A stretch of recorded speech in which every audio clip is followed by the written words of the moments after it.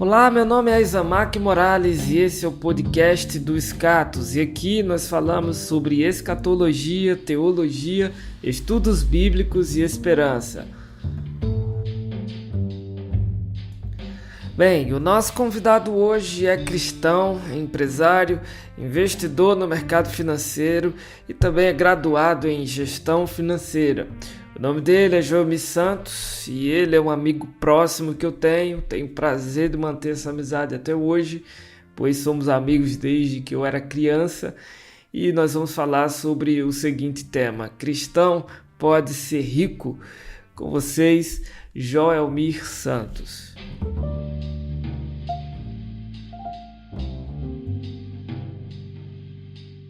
Olá, Isamak, é um prazer estar aqui conversando contigo. É um prazer estar falando aí com quem estiver nos ouvindo. Se é de dia, bom dia, né? Boa tarde, boa noite. Não sei que horas você está ouvindo esse podcast, mas é uma honra muito grande estar aqui, né? E que Deus possa nos dar o claro discernimento, né, para falar desse assunto tão importante, tão relevante, tão rico de informações, né? Eu acredito que se separarmos aqui 4, 5 horas, 6 horas de relógio, talvez não, é bem certo, não vamos conseguir falar de tudo, né? Porque é muito amplo, mas vamos lá, vamos tentar responder algumas perguntas e trazer as melhores respostas possíveis, né, para perguntas tão importantes. Show de bola, Joelmir. E sem mais delongas, eu queria começar a iniciar o nosso assunto, nosso bate-papo hoje e falar sobre o tema proposto, fazendo uma pergunta central: ricos podem ser salvos? E a resposta para essa pergunta, pelo menos bem antes do tempo que nós estamos vivendo hoje, era não. E para muitos hoje em dia ainda é não. Muitos líderes, inclusive no início da era cristã, diziam não.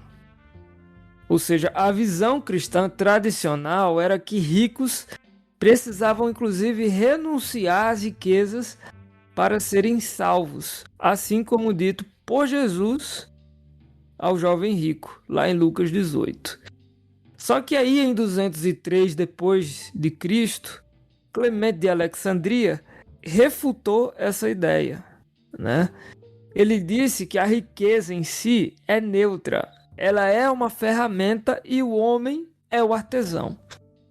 Então, não devemos nos lamentar por termos posses, mas sim as paixões da alma que nos impedem de usar a riqueza sabiamente. É o que diz o livro Economia do Reino, na página 30. Clemente de Alexandria quebrou com um paradigma histórico ao mostrar que é possível ser rico e salvo, mas com uma condição: amar a Deus mais do que a si mesmo. Ou seja, um rico pode herdar o reino dos céus, mas um egoísta, ele não pode. Pelo menos é o que diz Gálatas 5, 19 e 21. E aí, Joelmir, o que é que você tem a dizer sobre esse assunto? Já que eu dei aqui uma introdução básica sobre o mesmo, mas o que é que você acha? Ricos podem ser salvos? Clemente de Alexandria estava correto em seu pensamento? Correto, porque ricos não apenas podem ser salvos, como devem ser salvos, né? No quesito de levar o evangelho aos ricos, eles precisam conhecer esse evangelho porque eles precisam ser salvos. Afinal de contas, uma pessoa rica de bens materiais, tirando a riqueza, ela é uma pessoa como outra qualquer, né? Isso já nos ajuda a compreender pensamentos equivocados que existem por aí, onde diz que fulano é assim porque é rico. Fulano faz isso porque é rico. Esse pensamento está completamente errado. A prova disso é que quando alguém ainda é pobre e é arrogante, se você dá 10 vezes riqueza a ela, ela se torna 10 vezes mais arrogante. Um pobre invejoso, você dá riqueza a ele e ele se tornará muito mais invejoso. Antes invejava sem dinheiro no bolso, agora inveja do mesmo jeito, porém com dinheiro no bolso. Acredito que todos já ouvimos a expressão que a riqueza não transforma caráter, ela expõe e potencializa caráter. Quem é bom se tornará ainda mais bom, fará ainda mais atos de bondade agora que é rico. Quem é ruim, sai já de perto, porque ele se tornará um super vilão, determinado a destruir, seja quem for. Não podemos esquecer disso, por trás da riqueza tem um ser humano, uma alma, que precisa e deve ser salva. Não porque ela merece, mas porque Jesus já se sacrificou por ela. E ela crendo nisso, não há por que se perder. Então precisamos sempre lembrar disso. Perfeita a sua colocação, e é válido lembrar que na história do mundo, da Bíblia, na história de Jesus Cristo vindo à Terra em ascensão como ser humano, vale ressaltar que ele não veio só para um público, né? Ele não veio pregar só para pobres. Então, o que você menciona e é tão importante que me faz lembrar de um dos maiores sermões de Cristo que foi dado a um homem extremamente rico em sua época, né? Que era Augusto Nicodemos.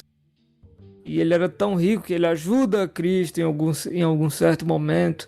Os discípulos, eles precisavam de ofertas, de riqueza, de posses para que eles pudessem viajar, né? Então Cristo não veio só para um público, ele veio para todos, ele veio salvar todos, ricos, pobres, brancos, negros. Não deve haver essa separação. Agora, Jami, é um tanto quanto difícil você cita isso daí, porque uma pessoa, como você citou, uma pessoa que é pobre e é egoísta, se ela fica rica, ela não muda isso, né? Ela ainda continua egoísta. Mas se uma pessoa é pobre e não é egoísta e vira rico, e aí depois ela começa a trabalhar o caráter dela, o dinheiro não vai mudar nada, né? Se ela tiver já um bom caráter antes.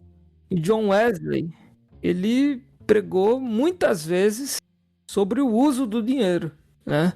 E segundo John Wesley, muito provavelmente o maior salário já recebido na Inglaterra era o dele. E ele teve oportunidades de colocar, inclusive, as suas ideias em prática. O que ele disse a respeito do dinheiro são coisas extremamente importantes. Eu acredito que você vai citar aqui. Mas o que fazer com o próprio dinheiro? Como lidar com o dinheiro, né? Digamos assim, eu sou pobre, fico rico, e agora? Como lidar com o dinheiro? Eu gosto sempre de responder essa pergunta diretamente, que é uma pergunta não tão simples de responder. A resposta também ela não é curta, vamos colocar assim, né?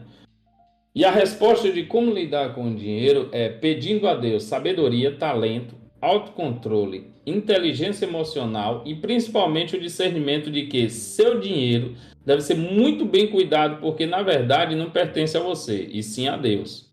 E um dia será pedido revista. E é preciso, Azamak, complementar essa questão com uma explicação que acredito que seja importante ressaltar, que riqueza e dinheiro são coisas diferentes. Consideramos facilmente um como sinônimo do outro, né? Mas não é bem assim. Vale lembrar que nem todo mundo que tem dinheiro é rico, e nem todo rico tem dinheiro. Vamos entender mais isso, né? Dinheiro é moeda de troca, moeda que foi criada há muitos anos atrás, com a ideia simples de simplificar as negociações e trocas entre comerciantes e pessoas comuns. Dinheiro como moeda de troca é de grande relevância na vida das pessoas. Afinal, quem tem dinheiro consegue, dependendo da quantidade de dinheiro em posse, trocar esse dinheiro por muitas outras coisas. Diferente da época do escambo, onde para se obter um saco de tomate, você teria que oferecer a quem tem um saco de tomate algo que fosse do interesse dela, né? Dessa pessoa. E se você não tivesse nada que interessasse ao proprietário dos tomates, e aí? E pois é, isso mesmo, você simplesmente não teria os tomates, ficaria sem, triste, né? Mas era assim que funcionava. Porém, hoje no nosso tempo, com dinheiro, você tem algo que é facilmente aceitável por qualquer pessoa como moeda de troca, por qualquer mercadoria ou serviço, hoje você consegue trocar, você consegue efetuar a troca por dinheiro. Então, agora já fica mais fácil de perceber que quem tem muito dinheiro tem acessos, tem facilidades, possibilidades e oportunidades de negociação melhor do que quem não tem, né? E dessa forma, chegamos ao ponto da questão: como se lida com o dinheiro? Agora que entendemos que dinheiro abre portas, você já deve ter entendido que lidar com dinheiro não é fácil, porque imagina você possuir algo que te dá vantagens e possibilidades infinitas de escolha e realização. Você provavelmente sentirá um mix de emoções e sentimentos positivos e negativos quanto a isso, que seria até difícil de explicar. O dinheiro, ele faz isso, ele mexe diretamente com nossos sentimentos, paixões, emoções, vícios e etc. Por isso é tão difícil lidar com dinheiro. Não deve ser a primeira vez que ouvimos essa, né? Lidar com dinheiro é muito difícil. Justamente por isso, porque na época em que você precisava de tomates e sabia que quem tem tomate só aceita maracujá na troca, você providenciava o quê? O maracujá. E em seguida trocava pelos tomates, simples. Agora com dinheiro, não. Você tem o dinheiro, você quer tomates, mas você sabe que com esse dinheiro você pode também comprar feijão, arroz, tomate, alface, chocolate, biscoito, refrigerante e etc, né? Ou seja, quando você tem o dinheiro, abre-se um mundo de possibilidades em sua frente e aí você precisa muito mais do que um simples sentimento, né, por tomates para poder tomar a decisão correta, que é como usar esse dinheiro da melhor forma possível. Para nós, crentes e cristãos, automaticamente cai um peso maior sobre nós, sobre como usar o dinheiro da melhor forma possível.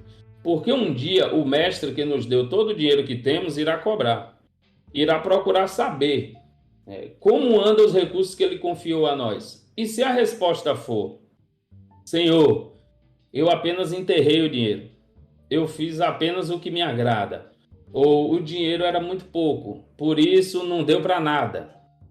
Sinto em dizer, mas o Senhor e mestre, ele irá pesar sua mão sobre quem responder algo do tipo. Pesar de tal forma que irá dizer: servo mau e negligente. Por conta de sua negligência, o pouco que você tem será tirado e dado a quem mais tem. Isso é bíblico e conhecemos essa passagem, né? Conhecemos isso. O cristão, ele precisa urgente aprender a como usar o dinheiro da melhor forma possível. Pois o dia que o mestre cobrar, a punição pelo mau uso deve ser dura demais. E será dura demais, né? Então, como você tem usado seu dinheiro? Como você tem administrado seu dinheiro? O que você tem comprado? Você tem poupado? Mas se está poupando quanto e com qual objetivo? Tem investido? Você sabe o tamanho do risco em seus investimentos? Quanto vai render? E o que pretende fazer com os rendimentos? E as milhares de pessoas à sua volta que não têm dinheiro por motivos diversos e por isso não têm acesso ou condições de comprar comida, coisas básicas necessárias para uma vida minimamente digna. Então, aqui nós entendemos e você já sabe, né, que não estamos tratando de um assunto simples e fácil. Afinal de contas, quando R$100 cai na sua mão, cai na nossa conta, um mix de sentimentos e pensamentos vem à sua mente, vem à nossa mente. E como cristãos, sabemos muito bem que quem trabalha buscando a todo momento perverter e tendenciar sentimentos, pensamentos para o mal.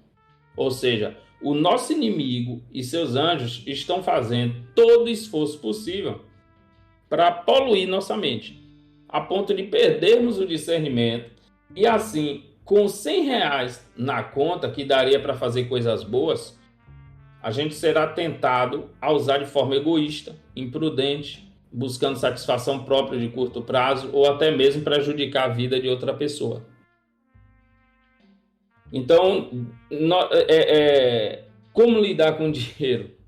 É toda uma questão profunda, né? Que vai no íntimo, que mexe com nossas emoções, está envolvendo nossas emoções.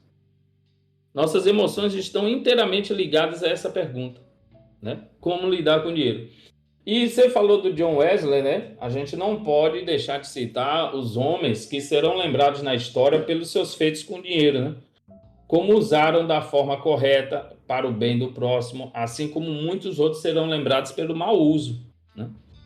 Homens como John Wesley, né, bastante conhecido no meio cristão, ele pregava constantemente sobre o uso correto do dinheiro, né? E que, na verdade, Deus abençoava alguém com dinheiro com o objetivo final desse abençoar outros, ou no caso, usar o dinheiro para trazer soluções e alívio para a vida de quem necessita, né? E eu gosto de lembrar também do exemplo de Andrew Carnegie, né? Andrew Carnegie foi um empresário americano, filantropo, um homem que deixou um legado e feito muito importante e relevante, pois durante toda a sua vida foram doados mais de 300 bilhões de dólares de sua fortuna para instituições de caridade, projetos sociais, universidades. E quando morreu, também deixou grande parte da sua fortuna para doação. Ele foi um dos grandes propagadores da ideia de que o acúmulo de dinheiro e riquezas não faz sentido no fim da vida, né? E com isso, até os dias de hoje, há muitos grandes bilionários que prometem e doam grandes quantias de dinheiro, pois de quantias do seu dinheiro, da sua fortuna, pois percebe que não faz sentido algum acumular tanto, né? É interessante porque isso é bíblico, né? O próprio Jesus nos ensinou sobre o quão sem sentido é acumular tesouros na terra, né? Muitos super ricos sabem disso. Então, esse é o ponto. Como se lidar com o dinheiro, né? Como se lidar com o dinheiro? Devemos lembrar de tudo isso. Dinheiro, ele é moeda de troca. Dinheiro, ele mexe com nossas emoções e sentimentos. E dinheiro deve ser usado da forma mais inteligente possível, buscando investimento, buscando rendimentos. E dinheiro precisa ser também usado para abençoar a outros, né? Caramba, perfeito as suas colocações aí, Jomi. Perfeito demais. Enquanto você falava, você cita uma máxima que é extremamente real, assim, para os nossos dias. Dinheiro, inclusive, é um daqueles assuntos sensíveis de tratar, e inclusive de tratar até na igreja, né? Porque em torno do dinheiro, em torno dele, há posições extremadas, né? Conceitos, inclusive, deturpados. E, inclusive, há casos de escândalos envolvendo dinheiro com crentes, né? Então, algumas igrejas, alguns líderes evitam até tocar muito no assunto para não serem mal interpretados, né? Mas é impossível deixar de abordar um tema que está tão presente na vida, não só na minha, não só na sua, não só de crentes, não só de evangélicos, enfim, na vida de todo mundo, né? Eu gosto de lembrar, Zamaki, eu dei o exemplo aqui dos R$ 100. Eu não sei se você sabe, mas a quantidade de confusão que acontece dentro de uma igreja por conta de R$ 100. Por conta de, não sei, não é grandes quantias, né? Irmão entra em contenda séria com outro irmão por causa de R$ 100. Por causa de, a gente não está falando de 10 milhões, não é quantidade, é o dinheiro em si, né? Então esse assunto não pode ser deixado de lado nas igrejas. A igreja ou liderança que ignora esse assunto ou deixa de lado está cometendo um erro gravíssimo. Isso, e a palavra de Deus, ela não só menciona o dinheiro, como também nos ensina a maneira correta de lidar com ele, né? Então, dentro desse espectro, talvez o grande desafio hoje, para nós cristãos, para qualquer pessoa, independente de ser religiosa ou não, o grande desafio, além de examinar e estudar sobre o tema, né, também seja para os cristãos agora, examinar o mesmo corretamente, se voltando às escrituras, né, para compreender aí a abordagem mais adequada sobre o tema.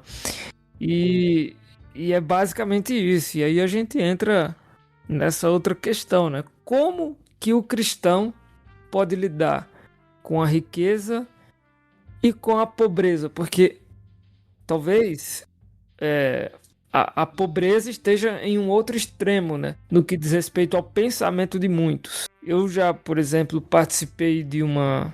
Eu já fui membro, já frequentei uma igreja em que algumas pessoas já me falaram que eu não poderia extravasar na roupa, e nisso eu acredito, mas o que ela queria dizer é que eu não podia comprar um terno tão bom assim, não poderia usar um sapato tão bonito assim, ou eu não poderia usar uma gravata tão bonita, ou também não poderia me arrumar tão bem, porque o cristão, ele tem que ser simples, ele tem que ser humilde, e ele não pode sobressair, né? A imagem de Cristo tem que transparecer sobre ele. Bom, existem verdades aí dentro desse aspecto aí que eu mencionei, mas também existe uma pitada ou até mesmo mais de uma pitada, acho que algo bem extremo por aí, né? Então as pessoas às vezes confundem, mas como é que o cristão ele pode lidar com esses dois temas, que é a riqueza e a pobreza? Como é que você acha que o cristão pode lidar com isso? Primeiro entendendo que riqueza e pobreza são temas relativos, né? Riqueza é relativo, pobreza é relativo. E eu quero trazer uma ideia aqui, por exemplo, eu pensei em trazer uma ideia aqui sobre como entender esse relativismo, né? Com relação à riqueza, por exemplo. A gente já entendeu que dinheiro é uma questão à parte a ser pensada, estudada com muita cautela, né? Então, entendemos também que dinheiro é uma coisa, riqueza é uma outra, apesar que como eu já falei, é usado constantemente como sinônimo do outro, né? Afinal, ter riquezas não seria ter muito dinheiro, por exemplo? Também, mas não se limita a isso, né? Riqueza, no sentido filosófico, pode significar milhares de outras coisas além de dinheiro. Um pai ou uma mãe geralmente trata seus filhos como a maior de suas riquezas, né? Ou aquilo que se tem de mais precioso. E não podemos negar que sim, né? Filhos são herança do Senhor, assim como o dinheiro, né? Filhos são bênçãos que Deus nos dá e sim, um dia o Senhor cobrará. Onde estão os filhos que te dei? Não é assim? Então, no sentido material e financeiro, riqueza é ter patrimônio ou bens que representem dinheiro e poder, né? E vale considerar alguns pontos importantes aqui, e curiosos do tipo, que quem tem 800 mil reais em patrimônio ou acumulado de renda no Brasil é considerado rico, segundo a pesquisa da Bloomberg, né, em 2020. Porém, esse mesmo patrimônio convertido em moeda local em algum país africano, essa mesma pessoa poderia ser facilmente considerada uma multimilionária ou uma super rica. E levando o mesmo caso para alguns países aí super desenvolvidos, esse mesmo patrimônio te colocaria como uma pessoa pobre. Então aí você já começa a entender um pouco como a riqueza é relativa, né? Como eu comecei comentando. Então a riqueza de bens materiais, ela é relativa ao contexto social onde vive a pessoa. Isso é muito importante de se falar, porque tem muita gente por aí, aqui no Brasil, que tem uma casa para morar, tem cama, tem geladeira, televisão, comida na geladeira, né? E até um dinheirinho na conta. Essa pessoa se acha ou se intitula pobre devido ao contexto local. Mas ela esquece que tem muitos países aí fora que ela seria facilmente considerada rica, né? É por isso que está escrito na Bíblia que em tudo devemos dar graças, porque Deus tem provido muito mais do que você pensa ou percebe, né? Algumas pesquisas sobre classe social aqui no Brasil em 2022 mostram que bem menos de 20% da população pode ser chamada de rica ou super rica. Essa última, no caso, os super ricos, né, ainda é de 3% da população, é muito pouco, né?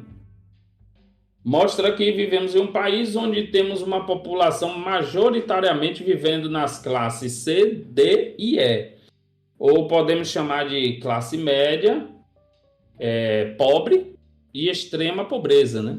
Essas classes. Assim, não é novidade para nenhum de nós que brasileiros. E aqui entra uma questão. Se você abrir a mente e procurar olhar por um ponto de vista curioso, você perceberá que o caminho para a riqueza é um caminho difícil e bem limitado. Afinal, poucos conseguem, poucos chegam lá. Assim mesmo, é a salvação, por exemplo. Muitos são chamados, mas muito poucos serão os escolhidos e salvos. A pergunta então é: você quer estar entre os poucos salvos? Correto. Você quer estar entre os poucos salvos, né? Se sim, você busca isso com sinceridade, né? Você precisa buscar isso com sinceridade e com determinação. E com a riqueza é bem parecido no sentido de decisão. Você precisa querer estar entre os poucos, fazer diferente do que a maioria faz e trilhar um caminho muito mais difícil, né? Não é errado ou um caminho não é errado querer trilhar esse caminho, né? Claro, evitando fazer coisa errada, né? Cometer pecados ou muita gente pensa em prejudicar até outras pessoas para poder alcançar patamar de riqueza. Porque esse caminho da riqueza é um caminho que exige esforço, né? Exige estudo, dedicação, consagração, sabedoria, determinação, resiliência, fé, confiança em Deus, tudo isso. Então, esse é o caminho para a riqueza. E o que o cristão precisa entender sobre riqueza e pobreza é isso, que é relativo, né? E que é um caminho difícil para a riqueza, mas que é um caminho que, assim como a nossa salvação, né, vai exigir o quê? Foco, determinação, persistência, né? E é uma questão muito interessante esse ponto que eu gosto de trazer também, de entender um conceito aqui extremamente importante sobre riqueza, que riqueza nada mais é do que consequência do uso de talentos. O que é que eu quero dizer com isso? É que muitas das vezes a gente interpreta, ou até mesmo tem gente que em seu íntimo deve pedir a Deus: Deus, me dá riqueza. Não faz sentido. Riqueza é consequência de uma outra coisa, né? Riqueza, por exemplo, é consequência do bom uso do dinheiro.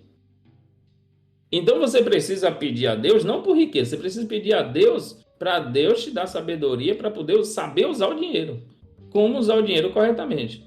Meu Deus, me dá sabedoria, discernimento e capacidade de estudar para poder aprender a investir melhor. E não pedir por riqueza, não faz sentido nenhum pedir por riqueza ou esperar de Deus riqueza ou coisa do tipo, sendo que riqueza é consequência do bom uso de talentos que Deus provavelmente já te deu e talvez você esteja enterrando ou não fazendo bem deles, né? O bem uso deles, né? Cara, perfeito que você fala aí. E assim, existem pessoas, né, que não são ricas. E até mesmo existem pessoas que são ricas e pensam da seguinte maneira: ah, eu vou morrer mesmo e eu não vou levar dinheiro pra mim, então vou gastar. Vou gastar mesmo porque vida é uma só, né? Já diz um famoso ditado. E outros até ousam usar o nome do Senhor, o nome de Cristo, né? Jesus está voltando, então eu não preciso juntar dinheiro, não preciso fazer nada disso. Eu vou gastar. Só que aí nós entramos, vou curtir a vida. E aí nós entramos num problema muito grande, né? Muito grande mesmo, porque Jesus, ele conta uma parábola, e essa parábola é sobre um homem rico, né, cuja terra produziu em excesso, e esse homem rico pensa da seguinte maneira: bom, minha terra produziu em excesso, o que é que eu vou fazer com isso? O que é que eu vou fazer com tanta terra? Logo em seguida ele fala: já sei, eu vou derrubar os meus celeiros e construir outros maiores para armazenar uma grande quantidade de bens,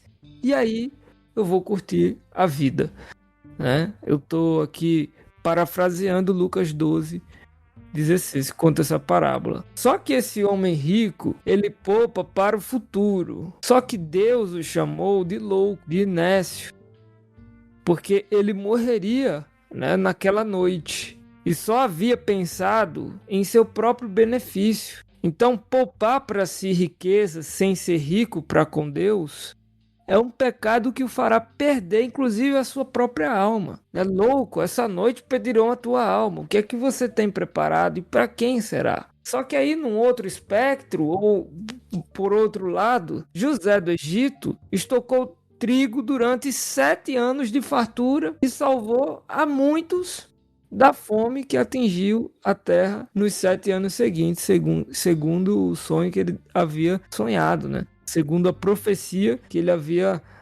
Deus havia ali para ele revelado. Então, já pensou se José não tivesse armazenado comida e poupado aqueles recursos com sabedoria? O que seria do mundo, né, naquela época? Então, baseado nesse conceito, poupar dinheiro é pecado ou é uma virtude? Poupar dinheiro é uma característica de um cristão sábio, vamos colocar assim, né? De uma pessoa sábia.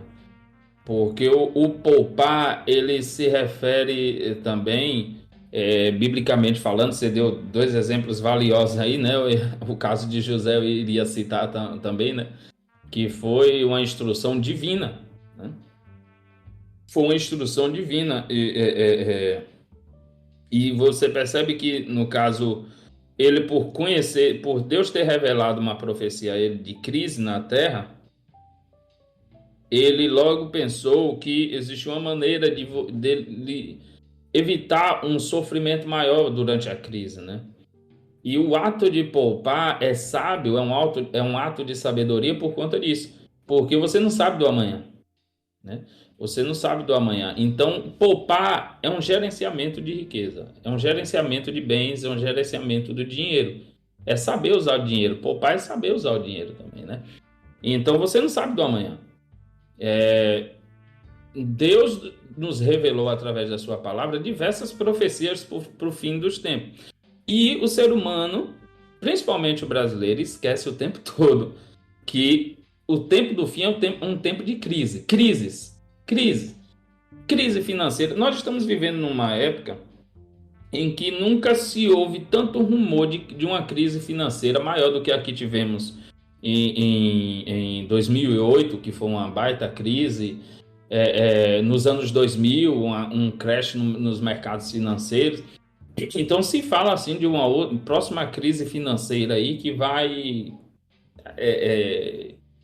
fazer um estrago muito grande, né?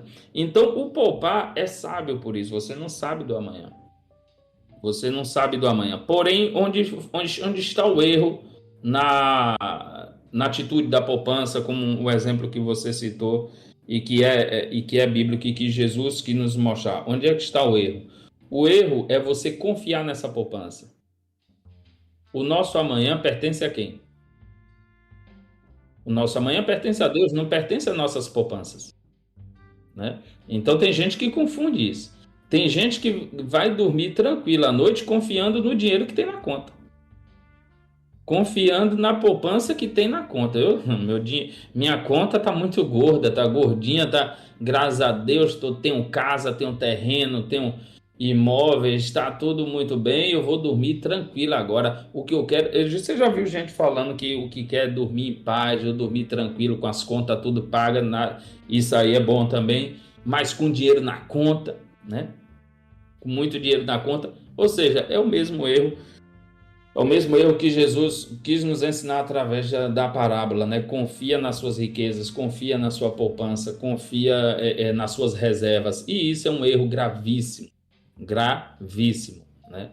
Porque se você falar isso, por exemplo, um exemplo prático de quem confiou em poupança e viu uma coisa terrível acontecer aqui no Brasil, foi quem viveu a era Collor, do governo Collor, onde quem confiou nas poupanças, à noite foi dormir com 100 mil reais na poupança e no outro dia não tinha mais nada. Não tinha mais nada, né? Então, E entre diversos outros exemplos, né, inflação está aí destruindo o seu dinheiro reservado, seu dinheiro que você guarda, que você poupa, a inflação ela só serve para destruir esse dinheiro, aí isso é um outro assunto, né? Então, não confie na poupança, confie em Deus. Mas poupança é sabedoria, sim, poupar é sábio. Perfeito. E a gente entra agora numa outra questão, tão difícil quanto essas que a gente já comentou. Porque a gente já entendeu aqui no nosso assunto que ser rico não é pecado, né? Principalmente quando o dinheiro foi ganho de forma honesta. Por exemplo, a Bíblia dá exemplos de homens ricos que foram fiéis, né? Como, por exemplo, Abraão, Jó. Só que aí, Salomão, que era o homem mais rico de sua época, ele reconhece que a riqueza não traz satisfação.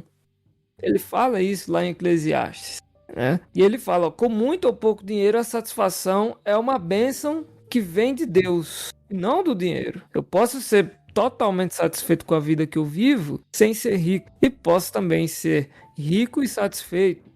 A riqueza, ela na verdade traz muitas vantagens, mas também traz muitas responsabilidades. Você citou aí algumas delas.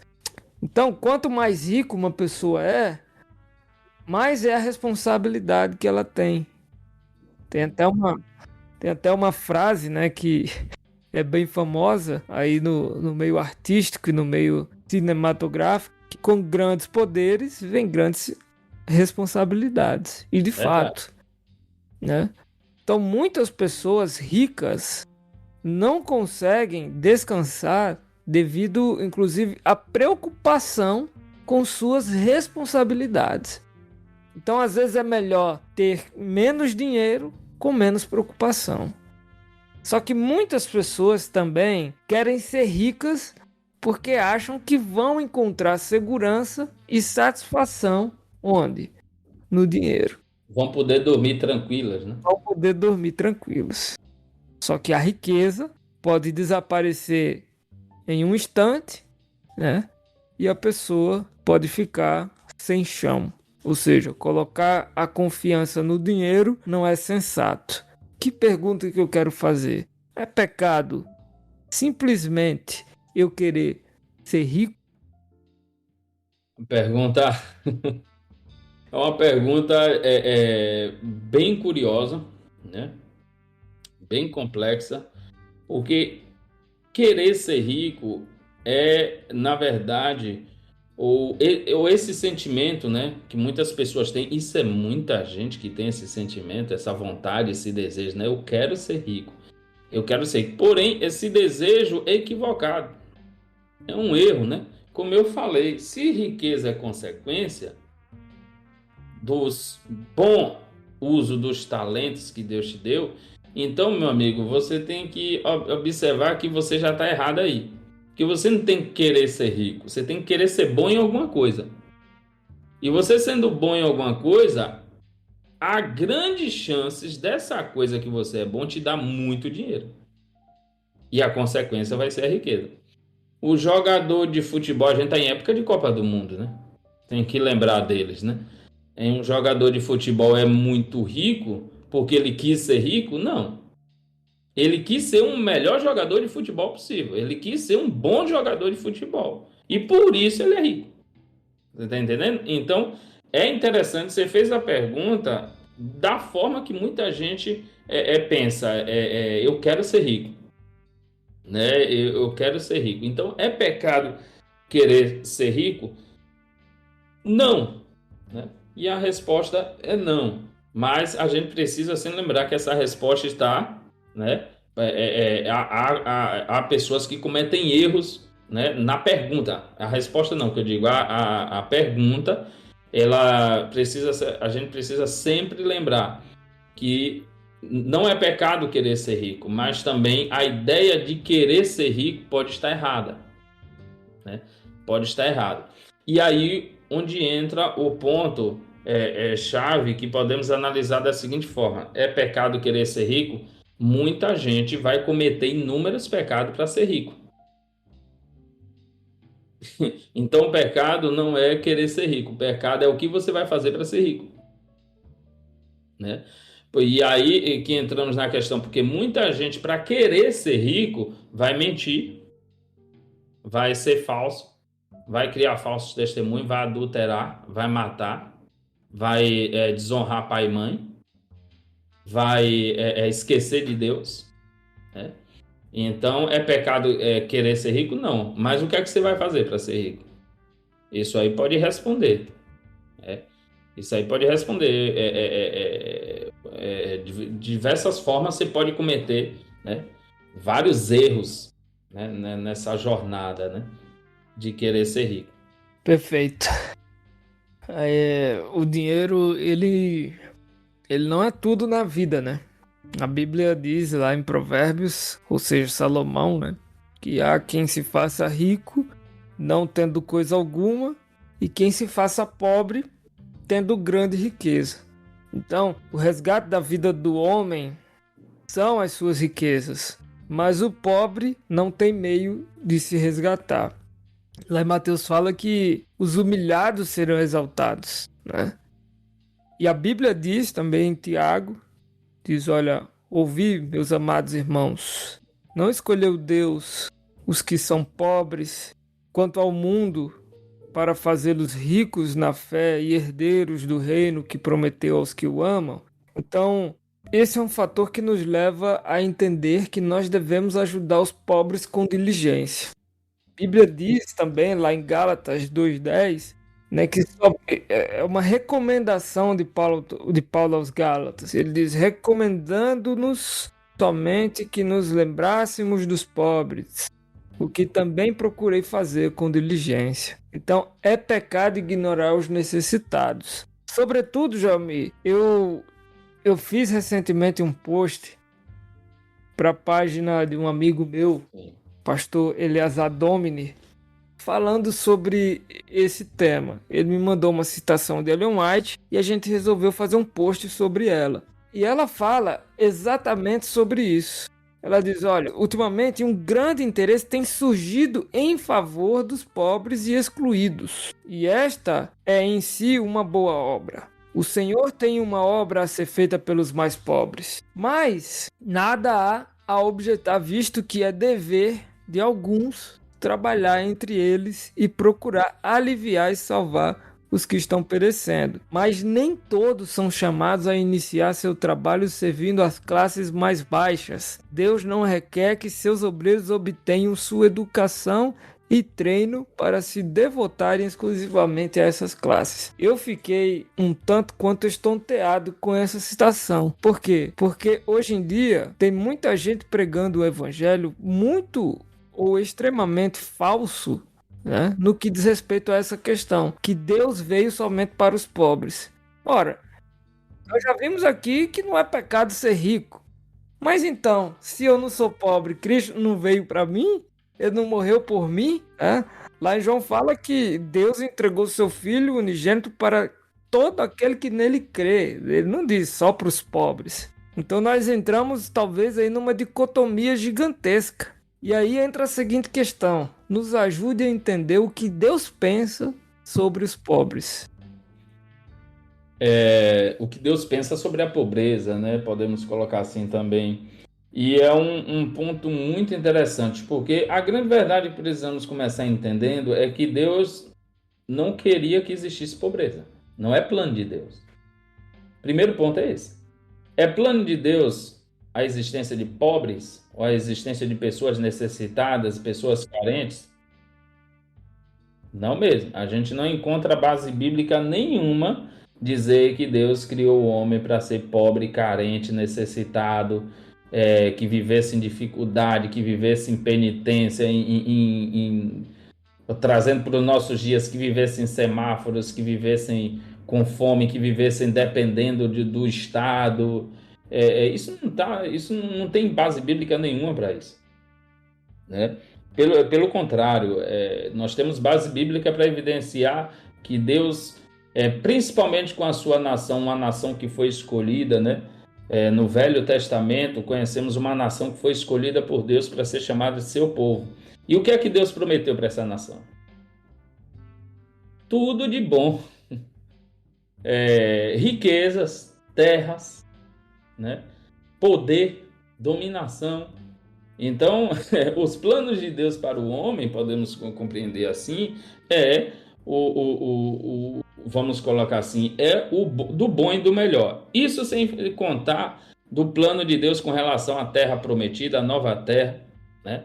Que é uma cidade de ouro puro, onde as ruas são de ouro, né? Então, meu irmão, um lugar onde a rua é de ouro, eu sei que Dubai tem carro de ouro, né? Lá em Dubai tem carro de ouro, mas uma rua de ouro, sinceramente, um Deus que tem um plano como esse, não fazia, não mesmo parte dos planos dele, a pobreza. Né? Então esse é um ponto-chave que precisamos compreender. O que é a pobreza, então, e de onde veio a pobreza? Obviamente veio do pecado, né? Obviamente veio do pecado. A pobreza, ela é fruto de pecado, é fruto da contaminação e principalmente do egoísmo do homem, né? Se a gente pudesse colocar aqui um pecado, ou vamos dizer assim, um fruto de maldade que existe no coração do homem que trouxe a pobreza para os nossos dias, na verdade para os nossos dias não, né? Para essa terra, porque a pobreza existe há muito tempo, é o egoísmo. É o egoísmo, o orgulho próprio, a arrogância, a avareza, né? A ganância. Então, a salvação, você já comentou, ela não veio exclusivamente para os pobres, mas Deus tem um plano especial para os pobres. E você já citou. Você já trouxe aqui base bíblica para mostrar que Deus sim tem um plano especial para quem é necessitado, para quem vive na pobreza, né? E um dos planos de Deus para com os pobres é nos usar para fazer a diferença e para, de certa forma, lidar com essas pessoas, né? Ajudar essas pessoas da melhor forma possível. Quem precisa.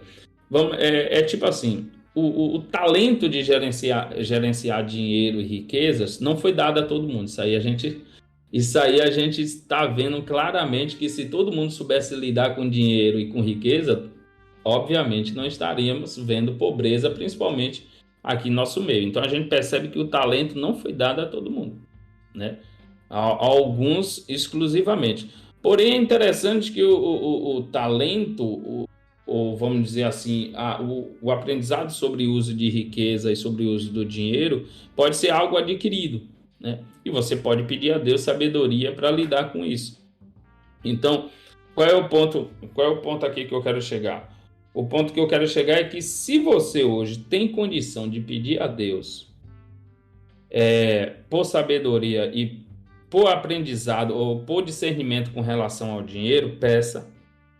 E Deus te dando dinheiro através do seu trabalho, através dos seus investimentos, através da sua boa gestão financeira, você precisa estar sempre lembrando que existem pessoas que não receberam a mesma oportunidade que você, né? É tipo aquela história, infelizmente nem todo mundo nasceu em berço de ouro.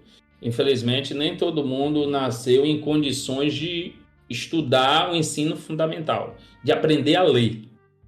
Você que nasceu com essa oportunidade, com esse privilégio, né?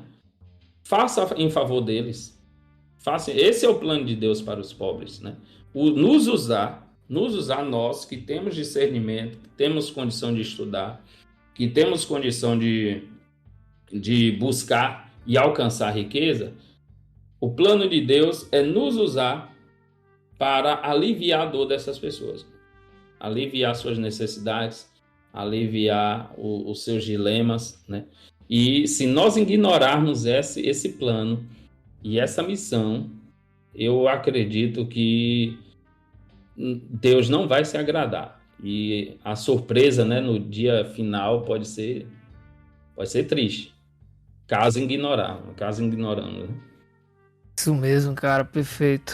Perfeito demais. E assim, não se deve negar de forma alguma que é uma grande obra ajudar o próximo. principalmente os mais necessitados, né? Cristo viveu entre eles, mas ele não fez dessa classe seu único objeto de atenção. Então, a gente precisa ajudar a todos que estão ao nosso redor, porque muitas vezes a gente coloca na nossa cabeça, e Satanás, ele é muito ardiloso, ele trabalha com os extremos, né? Quando não é com 8 é com 80, e aí às vezes a gente cai nessa tentação, nesse pecado de achar que somente um público, ressaltando que eu havia falado no início, que você complementou, que somente esse público é interessante para o evangelho. Na verdade não, né? Devemos fazer o nosso trabalho, devemos ajudar, mas existe muitos outros, se não necessitados de ajuda financeira, necessitados também de ajuda emocional, psicológica, enfim, todos numa categoria aí de humanos precisam de Cristo. Agora nós falamos sobre a pobreza, vamos voltar um pouco sobre a riqueza, porque de fato o dinheiro, ele parece ser mesmo algo inofensivo, né? Ele parece ser algo inofensivo. Ele pode nos dar conforto material, ele pode suprir as nossas necessidades e proporcionar-nos muitas coisas que são extremamente boas. Contudo, Deus, ele criou os bens no mundo para atender de alguma maneira a todos. Aquele que acumula as riquezas aqui na terra, ele está de certa forma usurpando, se apropriando de uma quantidade maior desses bens, em detrimento dos que nada ou pouco conseguem. E a Bíblia fala muito menos sobre o céu do que sobre a ilusão das riquezas e suas terríveis tentações. O que eu quero dizer aqui é que o dinheiro usado de forma errada, como o exemplo que eu dei anteriormente, daquele homem que guardou as riquezas para curtir a vida e não para um bem de todos aqueles que estavam ao seu redor, como José fez, por exemplo, interpretando o sonho de Faraó e solucionando com as riquezas que o Faraó iria obter ali naquele momento, ele conseguiu fazer com que todos fossem beneficiados, não só os egípcios, mas os que viviam ao seu redor, e com que o governo de Faraó fosse enriquecido, né? Foi a partir daquele momento que o Egito se tornou uma potência mundial, isso é comprovado. Então, será que a riqueza, ela tem algum perigo? Porque nós vimos aqui que não é pecado ser rico, que ricos serão salvos. Você citou exemplos perfeitos de como lidar com dinheiro, né? Você falou que o cristão, ele pode ser rico, ele tem que poupar. Você falou que o cristão, independente se ele for pobre ou não, ele pode querer ser rico, sim, mas uma vez que ele alcança essa riqueza, quais os perigos que ela nos proporciona? É interessante que de várias perguntas que fizemos aqui e que paramos para refletir podem ser respondidas com o exemplo do jovem rico, né? A passagem tão conhecida da Bíblia do jovem rico, né? E para responder essa pergunta, obviamente, aquela passagem ela diz muito, né? Diz muito sobre quais são os perigos da riqueza, né? E os perigos da riqueza, eu acredito que não precisamos ler toda a passagem aqui, mas quem puder pode ler em casa, né? E lá na passagem do jovem rico, aquele jovem aborda Jesus e aborda Jesus com uma pergunta extremamente importante e uma pergunta que nós devemos devemos fazer sempre e devemos ter claramente em nossa mente qual é a resposta correta para essa pergunta, que é a pergunta: que devemos fazer para ser salvos? E Jesus primeiro ele responde, primeiro ele entra numa questão sobre a abordagem que ele fez, né? Que ele chamou Jesus de bom. Jesus disse que não há bom sequer, né? Mas Jesus começa respondendo com uma outra pergunta: você conhece os mandamentos? E ali ele dá evidência à importância da obediência aos mandamentos de Deus, né? Porém, o segundo ponto, Jesus entra numa questão delicada, né? A questão delicada que comentamos aqui, que nas igrejas pouco se fala porque é um assunto delicado. Jesus entrou numa questão delicada ali. Vai, vende tudo que tem e distribua a quem não tem, né, ou quem precisa. E aquela resposta, venda tudo que tem, distribui o que tem e me segue, né? E segue.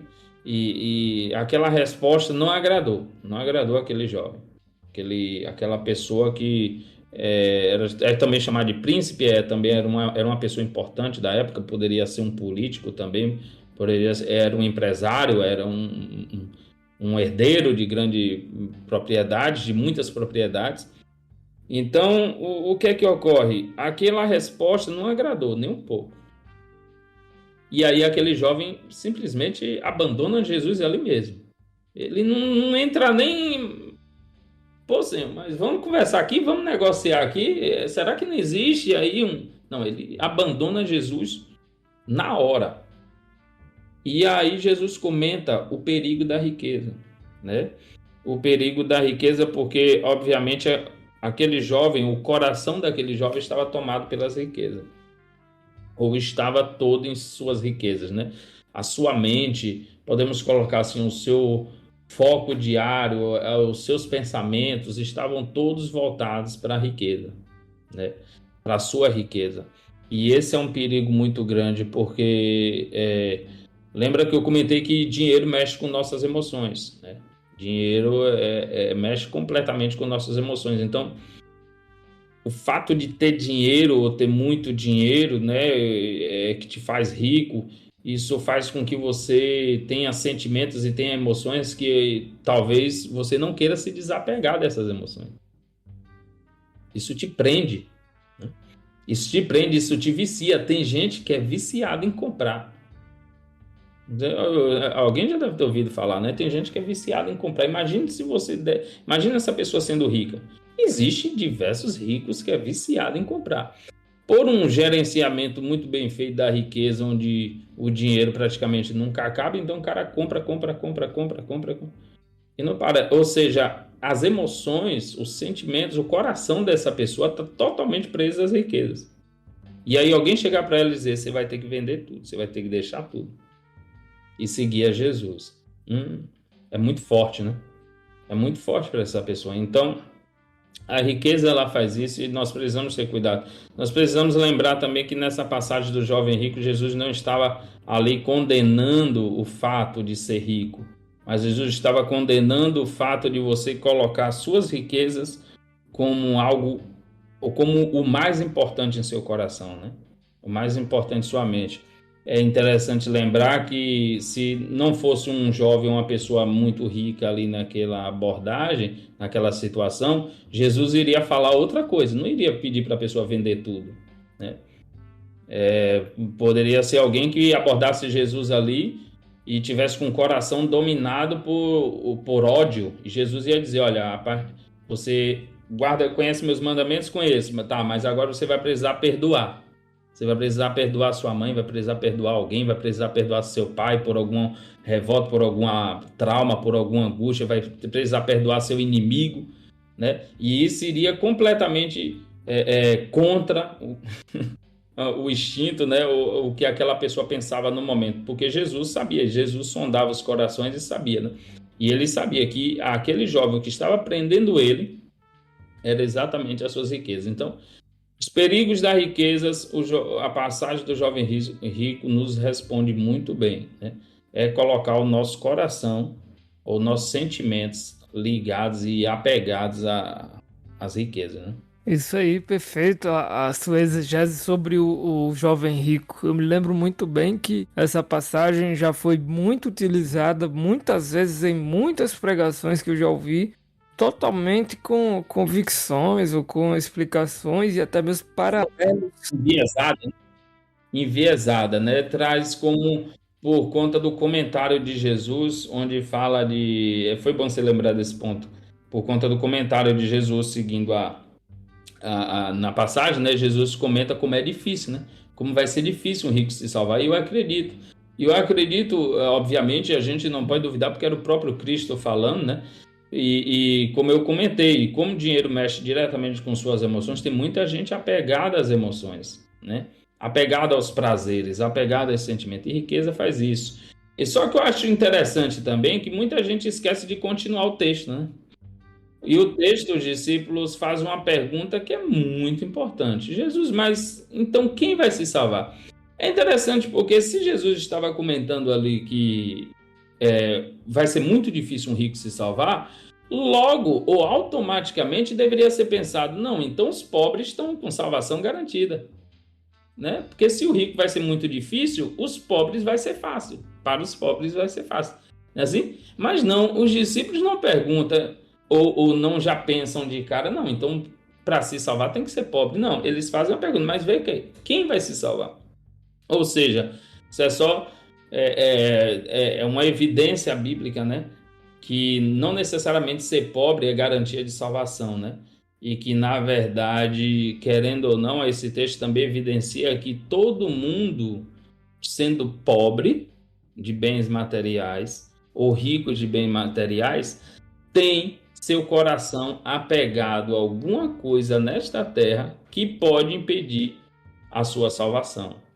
Então, não está ligado a ser pobre de bens ou rico de bens. Está ligado ao que é que está no seu coração ou, em primeiro lugar, no seu coração. Por isso, os discípulos fazem essa pergunta tão importante, né? Perfeito.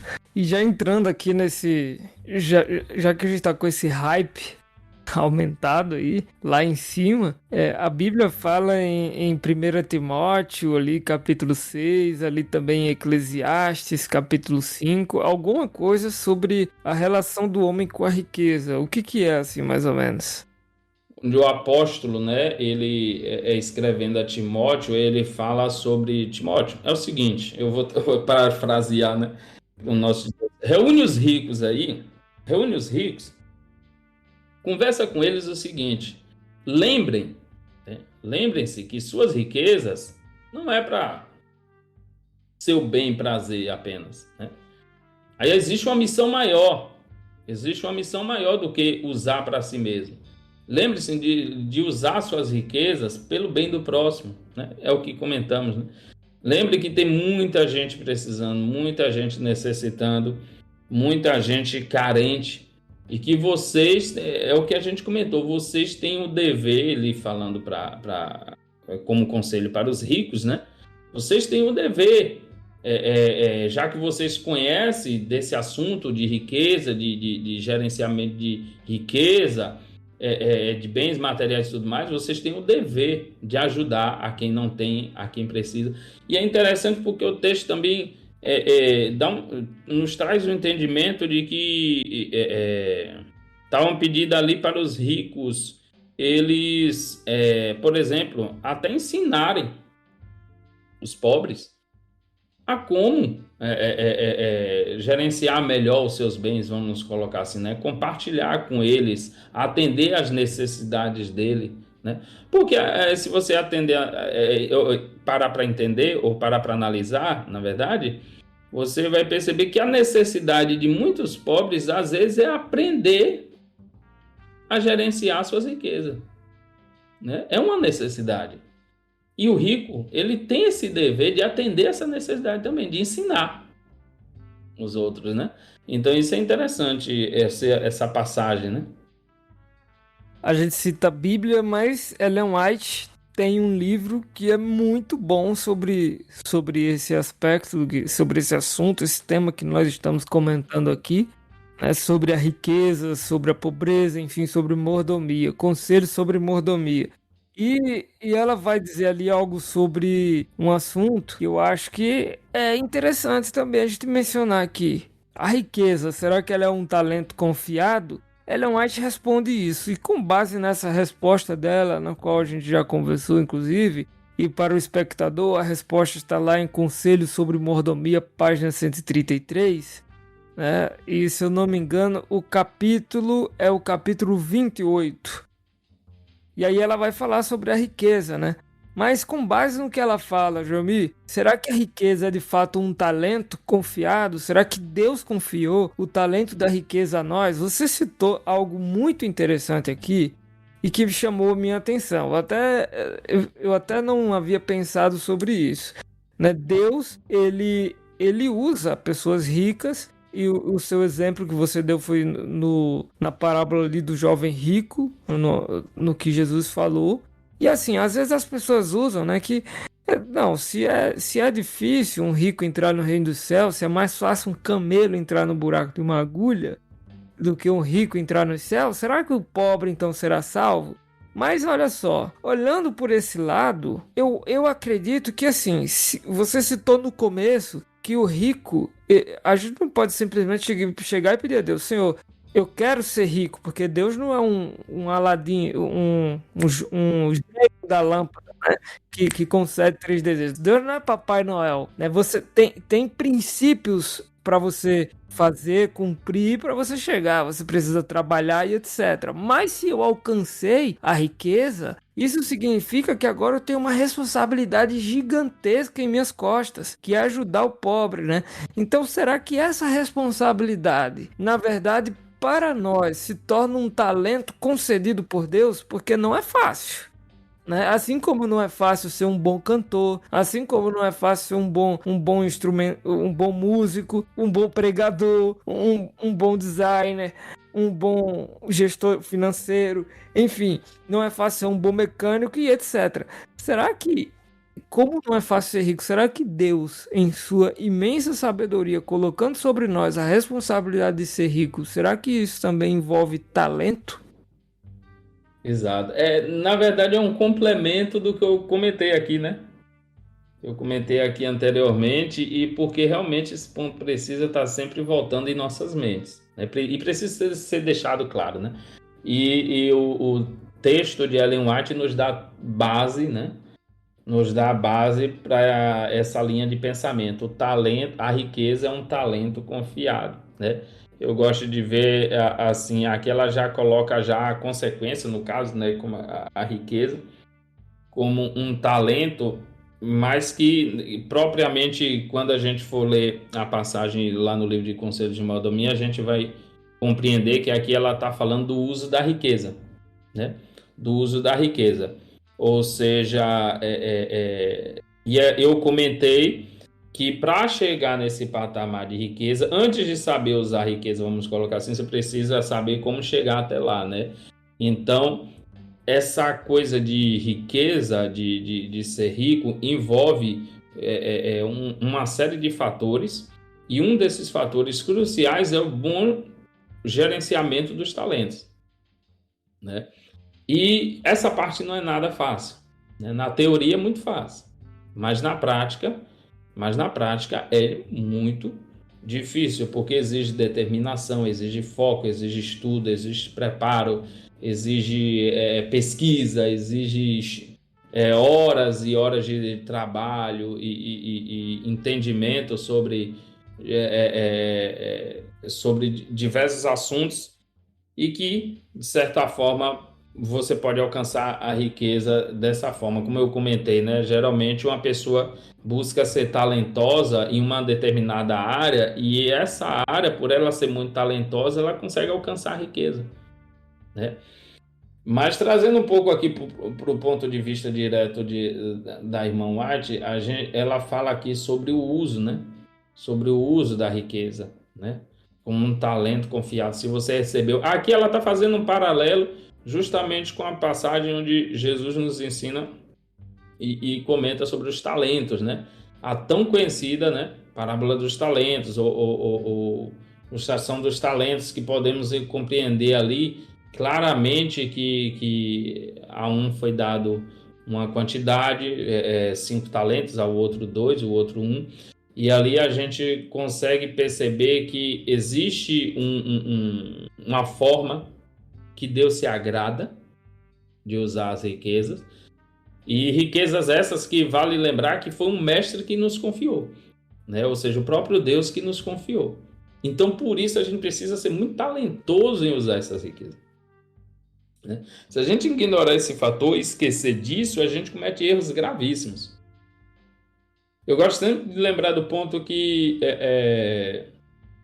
por exemplo, todo dinheiro que nós ganhamos, que nós recebemos, que nós, vamos dizer assim, conseguimos adquirir, ou que chega até nós, a gente precisa lembrar que aquele dinheiro, propriamente dito, não é nosso.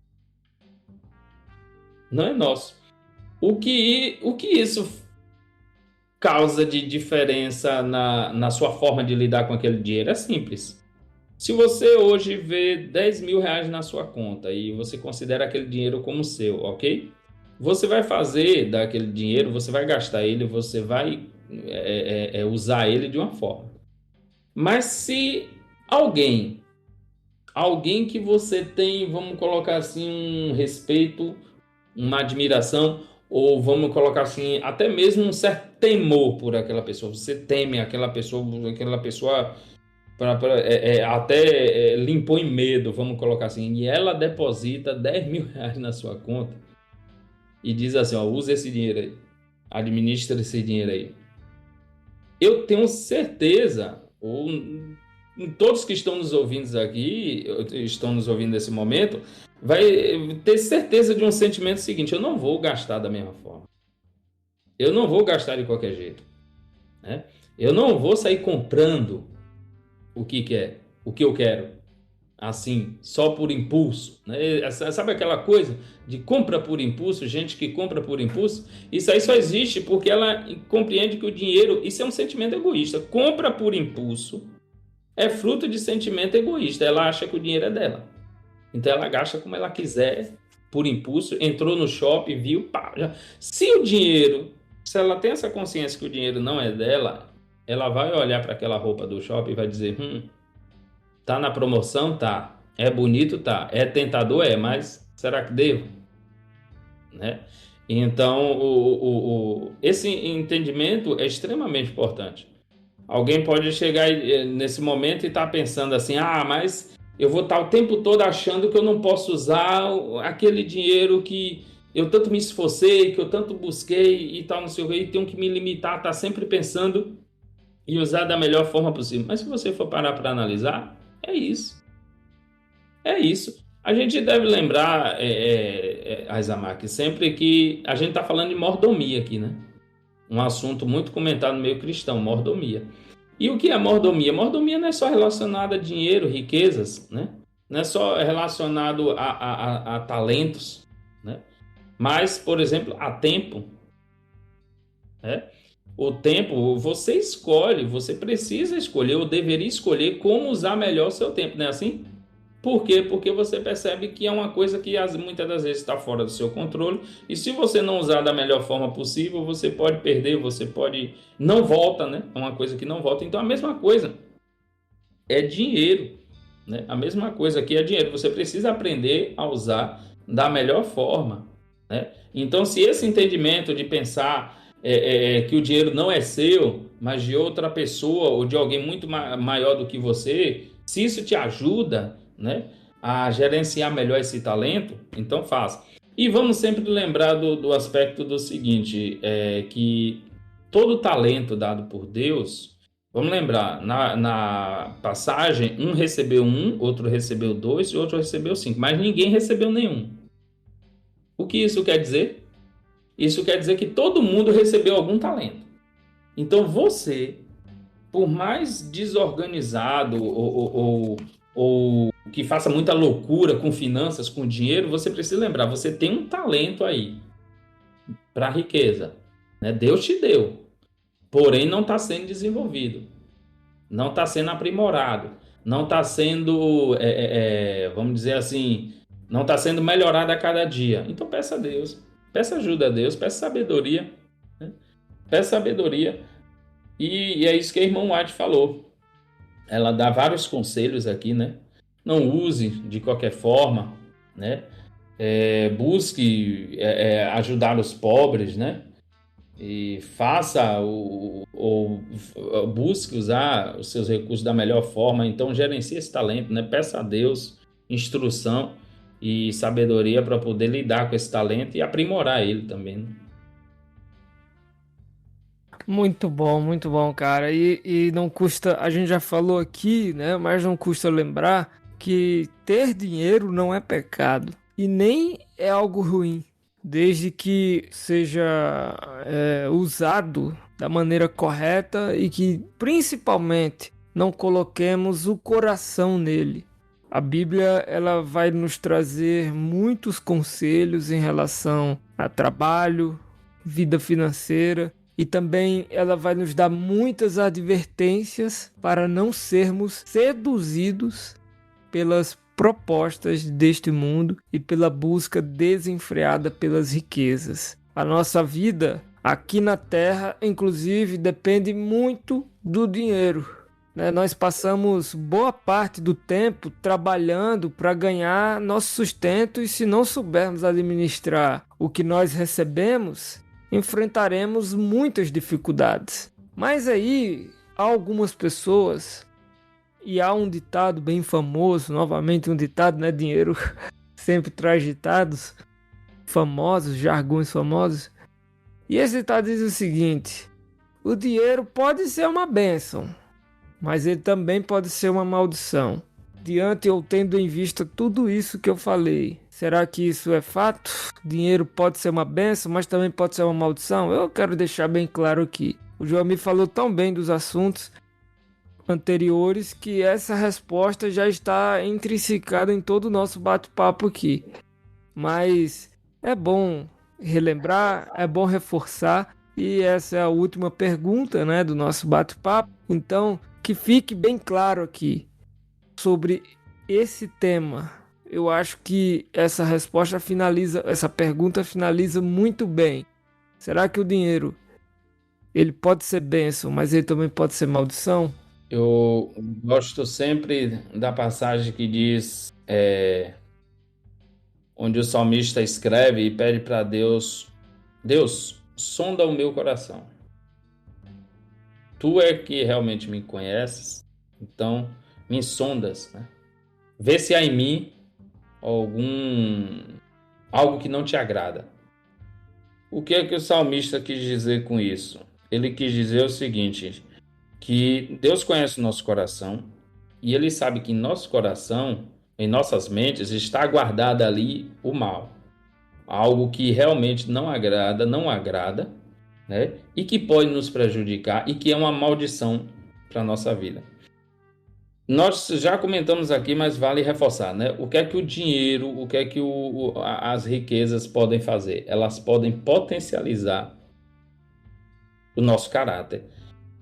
Aí nós entendemos o seguinte, que aquilo que está guardado em seu coração, como por exemplo um sentimento, vamos colocar um pecado, um sentimento assim de adultério, por exemplo, né? Você não é limitado financeiramente, você é limitado de riquezas e em seu coração, lá no fundo, existe um sentimento, uma vontade, um desejo por esse pecado. Você entender que a partir do momento que cair R$1 milhão na sua conta, eu acredito que talvez em questão de dias, o que é que você vai fazer com esse dinheiro? Todo mundo que te olhar e que te conhece vai dizer o seguinte: o dinheiro, tá vendo aí? O dinheiro foi uma maldição. Né? Ué, e eu pergunto, o que é que o dinheiro tem a ver nesse aspecto? Então, você precisa pedir a Deus todos os dias, como o salmista fez: Deus, sonda-me e olha onde é que está a maldade em meu coração e me ajuda, né? Clamar a Deus todos os dias para que Deus nos faça tirar, nos dá um coração novo, né? Tirar esse coração de pedra, esse coração cheio de maldade, nos dá um coração renovado, uma mente renovada, né? Porque é dessa forma que você que pede a Deus todos os dias por uma mente renovada, um coração renovado, sabe, se amanhã cai R$1 milhão na sua conta, fruto do seu trabalho, fruto, não sei, do que for, pode ter certeza, esse dinheiro não vai ser chamado de maldição. Esse dinheiro vai ser mais que uma bênção. Você vai abençoar tanta gente, né? Porque você tem uma mente preparada, uma mente limpa, um coração puro, renovado, que só pensa no bem, fazer o bem, ajudar o próximo, ajudar quem precisa e assim impactar a terra positivamente, né? Então que possamos sempre compreender isso, que Deus possa sempre sondar o nosso coração e exaltar em nós tudo que há de bom, né? Amém. Amém. Olha, o bate-papo dessa noite foi extremamente proveitoso, pelo menos para mim, acredito piamente que para todos que ouviram até aqui. Que Deus seja louvado por esse tema, por esse assunto, que nós busquemos os nossos recursos, mas que em primeiro lugar não ignoremos a nossa vida espiritual. Em segundo lugar, não ignoremos a nossa saúde. Em terceiro lugar, não ignoremos a nossa família. Eu poderia colocar aqui, elencar muitos outros temas para que a gente não pudesse ignorar. Eu podia, inclusive, enumerar aqui e classificar qualquer um colocando em primeiro para terceiro dessas três que eu citei, mas todos esses três quesitos são extremamente importantes. Que nós sigamos, né? Inclusive fazendo com que todos os nossos recursos sejam utilizados para a honra e glória de Deus. Afinal, é o que diz a Bíblia, né? Tudo quer comais, quer bebais, quer façais qualquer outra coisa. Faça para a honra e glória de Deus. Então, esse é o ponto. E, Jomi, muito obrigado uma vez mais por você ter aceitado participar aqui conosco e compartilhado os seus conhecimentos nesse tema, né? Nos ajudado quanto ao mesmo. Eu tenho certeza que vai ser vantajoso e extremamente benéfico para muitas pessoas, assim como foi para mim nessa noite ter aprendido um pouco contigo. E que Deus abençoe cada vez mais, que você continue se engajando aí nesse tema. E eu falo isso justamente porque temos tido déficit, né, desses temas, desses assuntos na igreja, né, no meio evangélico. Então nós precisamos de pessoas qualificadas como você é para falar sobre o mesmo. Olha, uma vez mais que Deus o abençoe, abençoe sua família, abençoe sua vida espiritual, que você progrida mais, que você cresça mais em sua graça, para que possa nos ajudar constantemente. Queremos trazer você de volta aqui outras vezes para falar sobre outros temas, porque você é qualificado.